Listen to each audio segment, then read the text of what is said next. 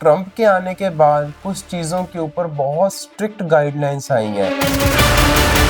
क्या जो बच्चा जिसके 55% है और उसने डुओलिंगो में 100 स्कोर किया है वो डिजर्विंग है कि नहीं? या वो बच्चा जिसने 90% स्कोर किया है और आइल्स में 7.5 बैंड्स है, सिर्फ वही डिजर्विंग है? बिकॉज जो वीज़ा ऑफिसर्स हैं दे आर स्पेशली ट्रेन और वो यूएस से हैं, उनको सब पता है किस यूनिवर्सिटी का क्या लेवल है, तो आप उनको बेवकूफ़ नहीं बना सकते।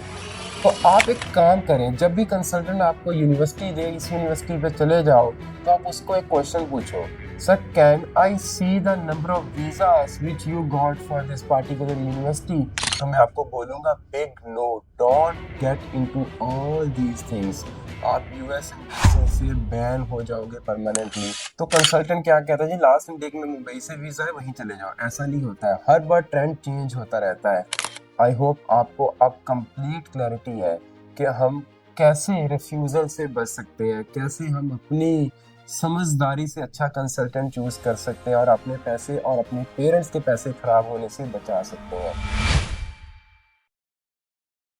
जैसे स्प्रिंग इनटेक खत्म होता है, जिसको जनवरी इनटेक बोलते हैं, मेजॉरिटी ऑफ कंसल्टेंट्स की वीडियो आनी स्टार्ट होगी। जब मेजॉरिटी ऑफ कंसल्टेंट्स के रिएक्शन आने स्टार्ट हो गए कि यूएस एम्बेसी वीज़ा नहीं दे रही है, जहाँ यूएस एम्बेसी फ्यूचर में भी वीज़ा नहीं देगी, बट किसी ने ये बिल्कुल एक्सेप्ट नहीं किया कि उनकी गलती से वीज़ा नहीं मिला। वो सब चीज़ें यूएस एम्बेसी एंड कॉन्सुलेट्स के ऊपर डालते रहे। हम बहुत टाइम तक चुप थे because we were observing and we were trying to get the root cause of not giving the visa.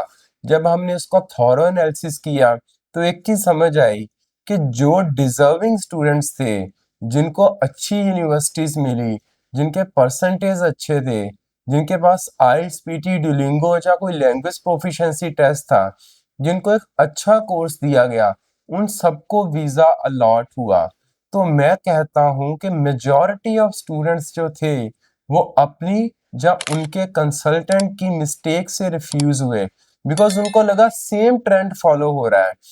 If I make a comparison with the year 2021 2 3 4 और एक साइड पे रखूं 2025 को, 2021 से 2024 तक आप कैसी भी प्रोफाइल भेजो, कैसी भी यूनिवर्सिटी पिक करो, कैसा भी कोर्स पिक करो, किसी भी एम्बेसी या कॉन्सुलेट में इंटरव्यू करवाओ, वीजा मिलता था। आई रिमेम्बर द डे जब हमने मुंबई कॉन्सुलेट में 40 बच्चे भेजे, उनमें से ऑलमोस्ट 35-36 को वीजा अलॉट हुआ। That was the glorious day in the IBT history. उस दिन सभी ब्रांचेस के सभी वीजा कॉन्सुलेट्स में 70-80 एक दिन में वीजा आए थे। मैं क्या बताना चाहता हूँ, अगर कंसल्टेंट अपनी टेक्निक्स को नहीं बदलेंगे, अगर स्टूडेंट ऐसे कंसल्टेंट्स को पिक नहीं करेंगे जिन्होंने यूएस एम्बेसी के अकॉर्डिंग या यूएस एम्बेसी का वीजा देने का जो तरीका है उसके अकॉर्डिंग अपनी प्रोसेस को चेंज नहीं किया, तो वो आज भी उनको वीजा नहीं मिलेगा, कल भी वीजा नहीं मिलेगा।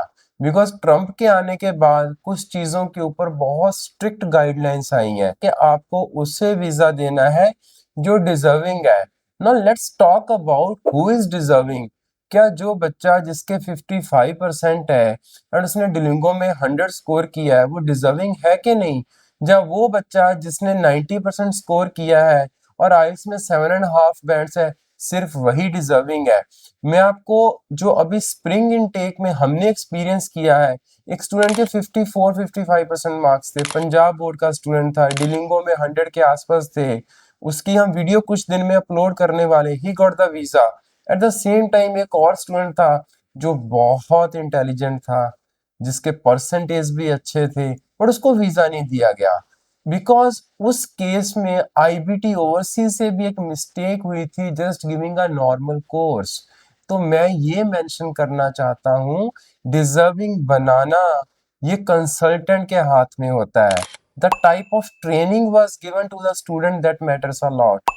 the type of course, the type of university, the type of financial documents which are presented to the university matters a lot। तो अभी हम उन कॉमन मिस्टेक्स के बारे में डिस्कशन करने वाले हैं जो नॉर्मली कंसल्टेंट्स करते हैं, और ये वो कैटेगरी ऑफ कंसल्टेंट्स है जिन्होंने देखा यूएस के वीजा आ रहे थे, जस्ट जम्प्ड इन। बट उनके पास कोई स्पेशल नॉलेज नहीं है, उनके पास ऐसी टीम नहीं है। He is the one who is doing everything at his own. Like filing भी वही एक बंदा कर रहा है, एडमिशन भी वही बंदा कर रहा है, डीएस फॉर्म भी वही भर रहा है, इंटरव्यू की प्रिपरेशन भी वही कर रहा है। How can you imagine someone is really perfect in all that task? एक कंसल्टेंट किसी एक पार्ट में अच्छा हो सकता है। But if you talk about IBT overseas, जो हमारे यहाँ से स्टूडेंट जिनको वीजा मिला है या जिन्होंने आईबीटी ओवरसीज की सर्विसेज ली है यूएसए F1 वीजा लेने के लिए, उनको बहुत अच्छे से पता है कितने प्रोफेशनल तरीके से हम बच्चों की एप्लीकेशंस करते हैं, उनकी कोर्स सिलेक्शन करते हैं, यूनिवर्सिटी सिलेक्शन करते हैं, देन आफ्टरवर्ड्स कैसे उनकी प्रिपरेशन करवाते हैं, कैसे उसी एम्बेसी को पिक किया जाता है या कॉन्सुलेट को पिक किया जाता है। यहाँ पे वीजा के सक्सेस रेट बहुत अच्छे होते हैं। So let us talk about that common mistakes which are being done by the consultant. So सबसे बड़ी कॉमन मिस्टेक है ग्रांटिंग द यूनिवर्सिटी। अब देखिए कुछ ऐसी यूनिवर्सिटीज हैं, let us name as Purdue university और Montclair state university, Indiana state university, California state universities, university at Buffalo state New York. तो ये ऐसी यूनिवर्सिटीज हैं, यहाँ पे चैलेंजिंग होता है बच्चे की ऑफर लेटर लेनी, या यहाँ पे चैलेंजिंग होता है बच्चे को I-20 इश्यू करवाना। एंड इन यूनिवर्सिटीज में कंसल्टेंट को एप्लीकेशन फी भी देनी होती है। When we talk about application fee, let's suppose किसी बच्चे की $100 एप्लीकेशन फी पे करनी पड़ी for the state university of New York, तो कंसल्टेंट को 9,000 रुपीज पे करने पड़ेंगे। Same is the case with Purdue and the university I just name. तो कंसल्टेंट को अगर उसने आपसे 40-50 हजार रुपए लिए पूरे प्रोसेस के, और उसमें अगर 30-40 हजार देने पड़े, तो वो डेफिनेटली हेजिटेट करेगा। So this is where the problem happens. तो वो क्या करता है, वो स्टूडेंट को बोलता है इन यूनिवर्सिटीज का वीजा नहीं आता, don't go for this university. तो वो बच्चों को बहुत एवरेज, बहुत लो रैंक एंड बहुत बेसिक यूनिवर्सिटीज अलॉट करता है। अब आप खुद समझ सकते हैं बेसिक यूनिवर्सिटी या लो रैंक यूनिवर्सिटी का कितना को वीजा आएगा। बिकॉज जो वीजा ऑफिसर्स हैं दे आर स्पेशली ट्रेन, और वो यूएस से हैं, उनको सब पता है किस यूनिवर्सिटी का क्या लेवल है। तो आप उनको बेवकूफ नहीं बना सकते, कंसल्टेंट आपको बना सकता है। सो आपका choice of university, choice of consultant really matters a lot. तो आप एक काम करें, जब भी कंसल्टेंट आपको यूनिवर्सिटी दे, इस यूनिवर्सिटी पे चले जाओ, तो आप उसको एक क्वेश्चन पूछो, sir can I see the number of visas which you got for this particular university. वहीं पे वो चुप हो जाएगा। बिकॉज अगर उस यूनिवर्सिटी को बोलो इसके मेरे को 10 ही वीजा दिखा दो पिछले आपने 5 साल में लिए है, तो अगर वो 10 वीजा नहीं दिखा पाएगा, तो आप वहां से अपना सामान पकड़ो, वहां अपनी फाइलिंग स्टार्ट मत करवाओ, and come and visit IPT overseas. मैं जिस यूनिवर्सिटी में आपको डालूंगा या जिस यूनिवर्सिटी में मेरी टीम आपको डालेगी, मैं आपको 10 बीस नहीं 50 वीजे उस यूनिवर्सिटी के दिखाऊंगा। Because we have taken multiple thousands of visas till now for the different universities, because we have taken good number of visas for every university till now. सो आपको यहाँ पे समझदारी करनी है। हो सकता है आईबीटी आपको 10-20 पैसे महंगा पड़े, बट मोस्टली आपको वो चुभेगा नहीं। बट आपको वो चुभेगा नहीं बिकॉज आपको एक अच्छी यूनिवर्सिटी आईबीटी ओवरसीज दिलवा रहा है। Secondly it comes to the choice of the course, ये बहुत इंपॉर्टेंट है। अगर आप बेसिक कोर्स जैसे बिजनेस एडमिनिस्ट्रेशन लेके जाएंगे या कंप्यूटर साइंस लेके जाएंगे, तो आप सोचे वीजा मिलने के चांसेस कम है। आपको कुछ ऐसे कोर्सेज लेने होंगे, जैसे एग्जांपल देता हूँ, 12th आर्ट्स किया है तो नॉर्मल कंसल्टेंट बच्चे को बिजनेस एडमिनिस्ट्रेशन देगा, आईबीटी ओवरसीज उसको डेटा साइंस देता है, आईबीटी ओवरसीज उनको सप्लाई चेन मैनेजमेंट देता है। तो जस्ट एग्जांपल दे रहा हूँ, ऐसे बहुत सारे प्रोग्राम्स हैं जो हमारे पास हाइब्रिड काइंड ऑफ कोर्सेज है, जिसमें वीजा ऑफिसर भी देखता है ये student is deserving and has got something which has good value in front of the officer। तो आपको ऐसा कोर्स लेके जाना है जिसमें वैल्यू है, जिसमें आपको लग रहा है कि यूएस एम्बेसी आपको वीजा देगी ही देगी। So thirdly coming on to the fake documents, और एक बड़ा रीजन रहता है रेफ्यूजल का, when you carry fake documents to the embassy and consulates. पिछले 1-2 साल में यूएस एम्बेसी एंड कॉन्सुलेट्स बहुत स्ट्रिक्ट हो गए हैं। उनके पास लिस्ट है कहाँ से एक्सपीरियंसेस बनते हैं, कहाँ से डिप्लोमास बनते हैं, कौन सी यूनिवर्सिटी डिग्रीज बना के देती। तो ये मिस्टेक बिल्कुल मत करना। अगर आपका कंसल्टेंट आपको बोले भी ना कि गैप जस्टिफिकेशन के लिए आप वहां से या कहीं से इसको मैनेज कर लो, तो मैं आपको बोलूंगा big no, don't get into all these things. आप यूएस एम्बेसी से बैन हो जाओगे परमानेंटली। तो अगर कोई ऐसा कंसल्टेंट जिसके पास आप गए और उसने आपको ऐसी सजेशन दी है, तो वहां से आप अपना प्रोसेस प्लीज स्टार्ट मत करवाना।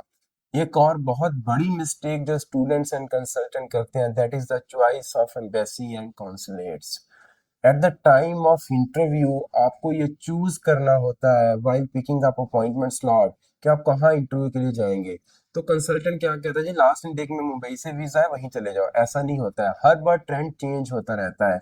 तो मैं आपको सही सजेशन दूं for the next intake, appear for an interview in Kolkata and Hyderabad, वहां से आपको वीजा मिलेगा। मुंबई एम्बेसी इस बार वीजा बहुत रेयर देगी। तो आपको ये चूज करना होता है कहाँ पे हम इंटरव्यू करवाएं, और कंसल्टेंट को चूज करना था, आई वुड से कहाँ पे इंटरव्यू करें ताकि बच्चे को वीजा मिले। और एक बड़ी मिस्टेक जो स्टूडेंट्स एंड कंसल्टेंट करते हैं, that is the source of funds and कितने फंड्स उन्होंने दिखाए हैं। कई बार क्या होता है, कंसल्टेंट आपको गाइड करता है, अगर आपके मदर फादर के पास फंड्स नहीं है, फॉर एग्जाम्पल रिक्वायरमेंट है 35 लाख की, और कंसल्टेंट कहता है जी अगर आपके मदर फादर के पास 35 लाख नहीं है तो अपने चाचा जी के दिखा दो, मामा जी के दिखा दो, छोटी बड़ी बहन के दिखा दो, भाई के दिखा दो। See that is not recommended at all. अगर आपके मदर एंड फादर अलाइव है तो फंड्स जो है आपके पेरेंट्स के थ्रू होने चाहिए।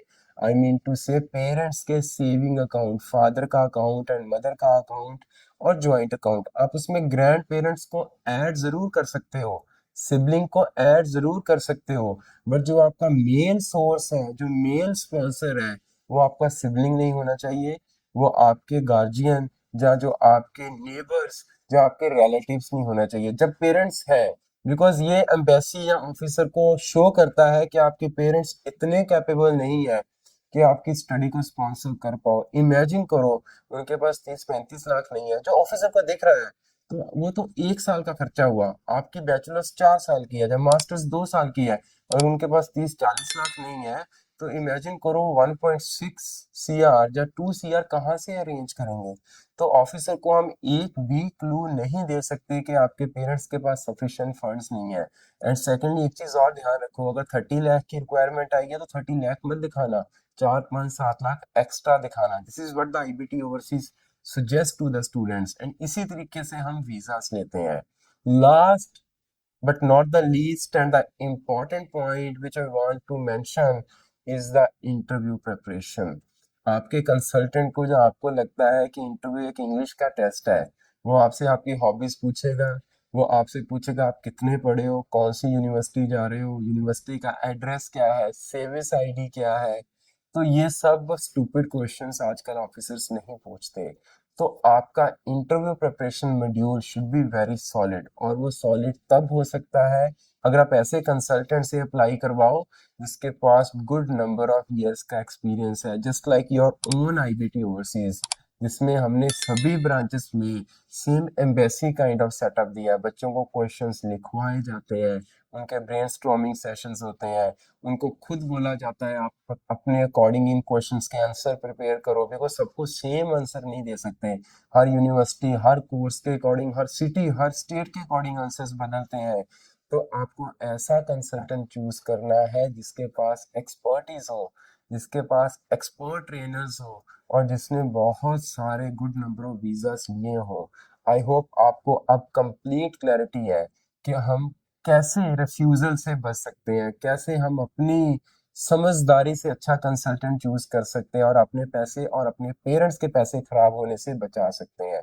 वीडियो अच्छी लगी तो लाइक जरूर करना है, अपने उन फ्रेंड्स के साथ जरूर शेयर करना जो आगे जाके, जो अभी 12th पास कर रहे हैं या बैचलर्स पास कर रहे हैं, जो आगे जाके कहीं ना कहीं से यूएस से F1 वीजा के लिए अप्लाई करेंगे। Thank you so much for watching this video.